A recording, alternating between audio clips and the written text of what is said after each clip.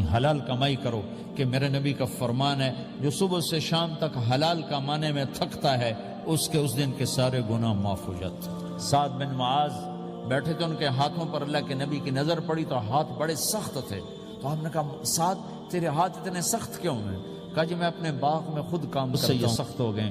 تو آپ نے سعد کا ہاتھ پکڑا اور ایسے چوما اور کہا اپنے بچوں کو حلال کھلانے جو ہاتھ ایسا ہو جائے گا اس پہ جہنم کی آگ حرام ہو جائے۔ اپنی حلال کمائی کرو کہ میرے نبی کا فرمان ہے جو صبح سے شام تک حلال کمانے میں تھکتا ہے اس کے اس دن کے سارے گناہ معاف ہو جاتے ہیں۔ سعد بن معاذ بیٹھے تھے، ان کے ہاتھوں پر اللہ کے نبی کی نظر پڑی تو ہاتھ بڑے سخت تھے، تو ہم نے کہا سعد تیرے ہاتھ اتنے سخت کیوں ہیں؟